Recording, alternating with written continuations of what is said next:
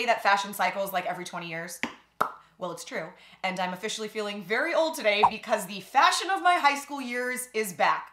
Y2K fashion, man. I was all up in that junior year, senior year of high school. A little bit of like 70s in it too. And I gotta say, I'm really happy it's back. It's fun and it's playful and it's colorful and nostalgic and filled with all sorts of really fun graphics like smiley faces and yin yangs and peace signs and big floral patches. It's a really, really fun trend. Now I'm super stoked because today's video is sponsored by Cricut. Cricut is supporting this channel in such a major way and it allows me to continue to make these videos. So not only do I so appreciate Cricut for that support, but it is like the perfect tool to make each and every one of these DIYs because it is a little mini robot that cuts out everything just precisely, just perfectly, so it always looks super professional and store-bought. The reason that I love my Cricut so much, he's like my best friend, it can cut everything with perfect precision. Everything from cardstock to vinyl to iron-on transfers to leather to canvas to denim, wood. There is so much that you can use, hundreds of materials. It just ups the ante and the quality of every single one of my DIYs, making it look store-bought. Because it looks so good, you can start a business with it. I have a whole video about how you can make 6 figures using your Cricut, selling products on Etsy, starting your own business. So it really is an awesome machine. When you get your Cricut, you will be ready to start cutting within like 10 minutes. It is super, super simple. It'll come with all the information you need to set it up. It'll give you the website where you can download for free the Cricut Design Space, which is kind of like their like in-house Photoshop. Super simple to use. You'll be a pro at it before you know it. You can either design a project from scratch to get started, or there are like thousands and thousands of projects you can access through Cricut Access. It tells you everything you need, like step-by-step instructions, the amount of material, what to do first, what to do second. So it's really easy. I'm gonna start with a project that is so simple but had such a high impact. I'm gonna make this whole Y2K vibing situation here. I found this perfect little faux leather round purse on Amazon and some white faux leather in downtown LA. Now I want to set my yin yang like into the seams, into this cording, so that it looks like it was always part of it. So when I take my measurement, I make sure to kind of tuck my measuring tape into the cording, go across and into the cording. For me, that was 7.18 inches, and I'm actually cutting a piece of my faux leather larger than I need. That way I have a little bit of breathing room all the way around it when it cuts. So you can see this is bigger than 7.18. I'm doing it face side down on my mat, and that's just because it actually stuck a little bit better to the mat that way. And I'm also gonna use a little tape just to make sure that the 4 corners stay down. And again, that's also why we center the graphic with a little bit of space all the way around. If you line up your fabric cutting all the way to the edge, sometimes it's gonna wanna move that fabric a little. Now, this is the Cricut Design Space. I'm gonna go into a new project, click Images, search Yin Yang, and these are all of the Yin Yang images that Cricut has available. Perfect. This green guy here is great. It's got the border that's gonna go all the way around the edge, which I love. Next, you're gonna size it to whatever size you need and click Make It. You are basically ready to go. You're gonna need to designate which material you're using so that the machine will know how hard to cut, how much pressure, how many passes to do. I clicked fabric, and after doing a few test runs, I realized that canvas was actually the perfect setting for this faux leather. So I set everything up. Your machine is gonna flash a little arrow when you're ready to feed it in. You're gonna take your mat and feed it in, press the arrow, and then as soon as the C is flashing, your project is ready to cut. All you have to do is press the C and the machine is gonna do the rest of it for you. This is when you can leave, go have a cup of coffee, go make some lunch, do whatever you want. It's going to cut perfectly. Now, what's amazing is this is the Cricut Explore Air. There is also the Maker, which I have as well, and it can cut even more fabric because it has a rotary blade, which is really cool. This is just the regular blade and it works absolutely perfect for every project that I'm doing today. So here you go. You can see what it looks like. Now when you're done, you just press the arrow again. It will feed the mat back out to you, and now you start to weed. Look at that perfect cut. Is it not the most satisfying thing you've ever seen? Yes, it is. Now, these other pieces, which I don't need for this project, are obviously perfect to be used for another project. So I'm gonna save them and potentially use them on a black sweatshirt or something like that. Now here is my piece. I'm gonna center it on my bag, double check to make sure that everything is the right size, and it was perfect. So I'm actually just gonna do this with some fabric glue. Why not? I'm using Fabri-Tac fabric glue, and I'm only gonna do 1/2, not even quite 1/2. Start with just the edge. That way you can really use your fingers to get into the corners, into those grooves again, so it looks like it sort of is coming out of that seam. Then you're gonna work and do the next section with glue. You're gonna do the rest of the yin yang around the circle, making sure that everything is fused, lay that down, and then lastly, you will do that one row all the way around.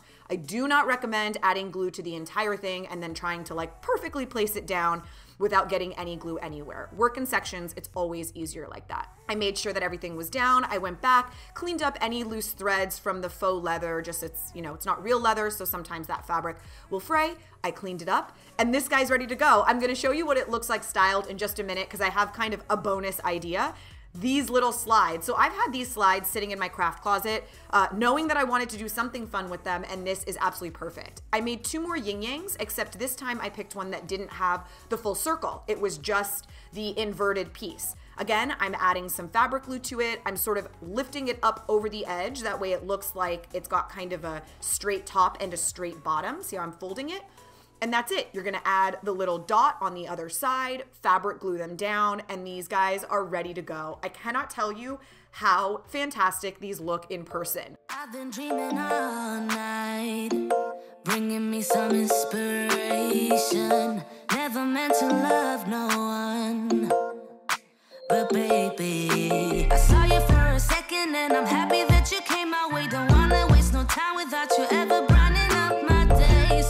Never meant to fall. All right, next up, smiley faces. This is just everywhere. I mean, it's literally everywhere from home decor to clothing. It is on adult stuff, on kid stuff, shoes, jackets. I mean, so fun and really on trend. So I thought it would be cool to do that kind of denim jacket, but I wanted to do it on a shirt. So I thrifted a men's shirt, which I will end up cropping, and I'm gonna add a bunch of smiley faces down the sleeve. I'm just taking measurements to figure out how big I can get away with on the shoulder and on the wrist. But if let's say you were gonna do them on the front here, just know where you're gonna place them and what size they need to be. I go into my Cricut design space, and for this one, I'm actually gonna show you how to upload an image if let's say you had a smiley face that you had. Here are a bunch of different smiley faces that I had, and I'm just gonna click the classic smiley face and upload it. Now in this space, this is where you're able to say what you want cut and what you don't. I want anything that's black basically to disappear, right? I want to click it, it disappears, disappears, disappears. That creates a cut file on the left-hand side there that is going to be cut out of my yellow. However, if I do want the black outline and the black eyes, I'm gonna need to upload a second one. This is how you upload multiple colors. You now grab the image again, and this time I'm actually not gonna click anything because I just want a black circle that is the size of the outline. So you can see there on the left, I've got 2 images. I'm gonna click both and click add to canvas. They are both gonna be added to my canvas, and you can see there I have 2. One smiley face, which is a tiny bit smaller, and then the black, which would act as an outline and the background for the eyes. I know that I need 8, so I'm copying and pasting 8 of them and lining them up. Now, I'm only gonna cut the smiley faces for now. So on the right-hand side, you just click this eyeball. It basically is hiding the image from the canvas, basically saying like, I don't wanna deal with you right now. It hides it. Now when I click make it, it is only taking into account the smiley faces. So I'm gonna do everyday iron on, which is what I'm using for this, and it will automatically prompt you with iron on to make sure that it's mirrored and shiny shied down. Now, for this particular project, it doesn't matter because a smiley face doesn't have a right and a wrong side. But if you have something with words, it would be very important that you make sure to mirror it. Otherwise, obviously, your words are just gonna be completely backwards. So I'm taking my yellow everyday iron-on and doing it face down onto my mat, feeding it into the machine, pressing the arrow, which will be flashing first. Then the C will flash, telling me it's ready to go. Click the C, and it will feed it in, doing the job for me. So now I can walk away while it's gonna cut the rest of the smiley faces. Now, for this particular project, I actually decided not to bother cutting out the black because I thought that it would look kind of cool to have the denim shine through the eyes and the smiley face. So anytime you do something like this, once it's all cut by the Cricut, you need to weed out all of the negative space. So everything that you clicked out when you were in the design space, you now are gonna weed out and peel away that negative space so you just have what you want. Now, I just got this little guy, the Cricut Mini Press. It's super useful. Not only does it get really, really hot, so it can absolutely compete with the big heat press, but because it's so small, it's really useful when you've got more detailed areas or smaller areas where you kind of need that visibility. That is one thing with the larger heat press. It's amazing for big projects, but something like this, I would sort of be blind while I was ironing. This way I can kind of see everything that I'm doing. Now, do you see that little line there that's showing through? So what happened is I didn't put anything in the sleeve, like any kind of a padding in the sleeve. So when I was pressing down with my iron, it was actually creating kind of an indentation with the seam. Funny accident, because I actually liked the way that it looked when the blue came through it. To me, it sort of looked like a real screen printed shirt that had faded, but I want it to be even. So I put some cloth inside to create some padding, and then when I ironed, I was able to create kind of an even fading throughout. If you put tape on your iron-on transfers to keep it in place, just make sure you take that tape off before you iron so it doesn't melt. Now, it's time to just do the other sleeve, and it's obviously the same process. Just one thing you want to keep in mind is when you do your first sleeve, you can kind of do whatever the heck you want, place it anywhere you want. But if you're looking for a symmetrical design, make sure that you make your second sleeve match your first. I don't wanna feel it. So I pour up inside my cup and I just sip till I can't feel it. I know it won't solve my problem, but I know it makes a difference. One more sip and I'ma fix it. Out my body when I'm tempted. I told her one more and she heard me say you quit or she dipping. All right, next up, let's do these baguette bags. These bags are such a huge trend, and I love this checkered metallic one on the left. So I'm gonna recreate it using a bag that I thrifted for $3.99 and some Cricut metallic foil. What you're gonna do is take measurements of your bag. If you're gonna create a checkered effect like I am, you need to make sure that you can fit evenly however many squares you're gonna fit. So you need to know exactly what size each square needs to be. For me, that was 2.018 inches. So you're gonna go on the left, click shapes, click square, add a square, and now size that square. I'm gonna go in, create the size, and then add as many as I need. Mine is gonna be enough to go 4 across the top and 3 down the side.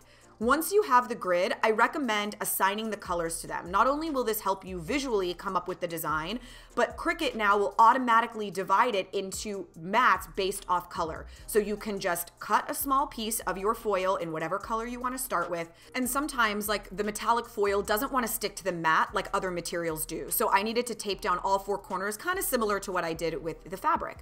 Now I'm gonna feed it in. While it's cutting my first color, I am prepping my second color. It will come out, it will prompt me to put in the second color, the third, the fourth, and so on.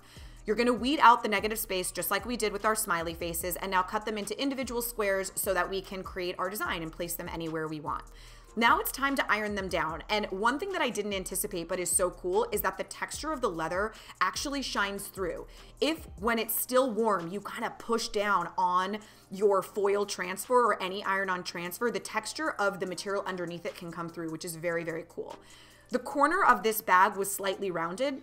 So before I ironed down my corners, I kind of lined it up, visualized it, and then just with scissors, free-handed, just kind of rounded out that shape just a little bit. And you can see on this one, do you see? Hold on, there we go. The stitches, see how the stitches are coming through? It's really, really cool, and it really does make this look like each piece of foil is actually metallic leather. And it was right around this point when I decided to change my design. I liked the way the original leather looked mixed with these colors. So I decided to leave certain spots and not actually put a square there. So I got rid of certain colors and just decided like, ooh, I think instead of using the gold, I'm gonna let the natural kind of like avocado green color shine through. You're just gonna iron the rest of it on. Again, massage it while it's warm. And this is really just about lining things up super, super like just perfectly, basically. You just want to take your time. Otherwise, this is such an easy project. When you get to any corners, make sure to kind of allow them to curve in the natural way that they will be and iron them like that. But otherwise, this guy is done. You can see the beautiful texture of the leather coming through the metallic. The whole thing looks like it's metallic leather, which is amazing. Now, this is kind of similar because we're going to use metallic foil, but butterflies are a major trend. And these little baby tees, like a small little crop tee with a tiny little graphic in the center, is also another huge trend. So I went into Cricut Design Space. I searched for butterflies. I simply sized it to 3.5 inches, cut it out of the same metallic lavender foil, and then centered it on this little tee that I bought at Target. I'm gonna iron it down, and the cool thing with this fabric is look at the stretch. It's super, super stretchy, and all the grooves are in there. Wait till you see this hilarious outfit. Be safe. I couldn't see that I was shutting you out. I'm stuck up in pride, but I'm waking up now.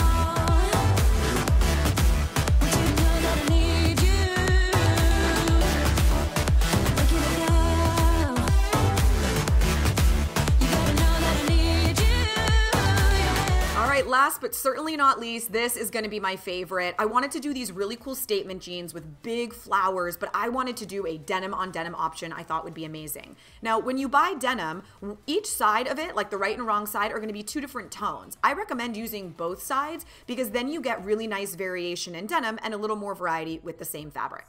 I am just ironing on Wonder Web. You can buy this at Joann's. It basically turns anything into an iron-on patch, and you can feed it through your machine attached to your fabric. It's amazing. You're gonna iron the rough side onto the wrong side of your fabric, and it's basically gonna deposit like a film on the back side of your fabric that when you iron onto something becomes like a glue. It is so cool. So I just cut a ton of different pieces, ironed all of them onto the Wonder Web, and then I'm gonna put it onto my mat, Wonder Web side down. So again, flat onto my mat with that part side down. I went into Cricut Design Space, clicked images, searched for flowers, and now I'm basically just creating a design with as many flowers of varying sizes as I can fit. What I end up doing is cutting 3 different flowers in both sides of the fabric. So I did one of this particular floral graphic on this side, then I flipped it and did the other.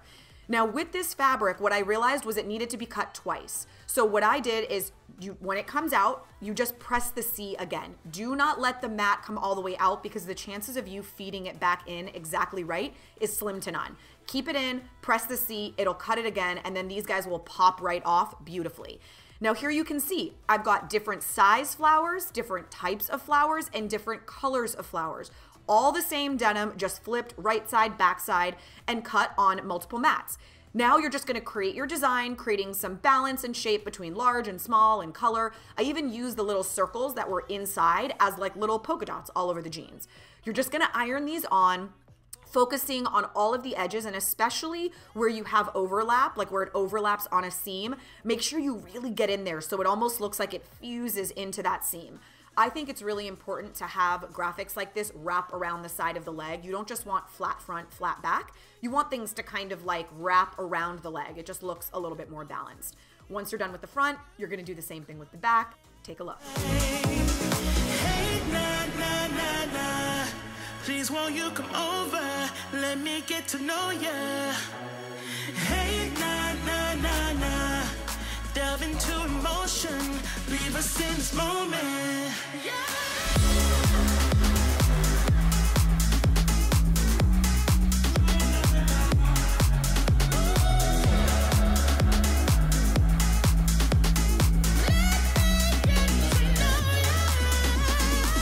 They are so fun. I seriously frolicked around my front yard like a freak per usual, but I was just so happy. Each look made me so happy, and I hope that you guys enjoyed this video.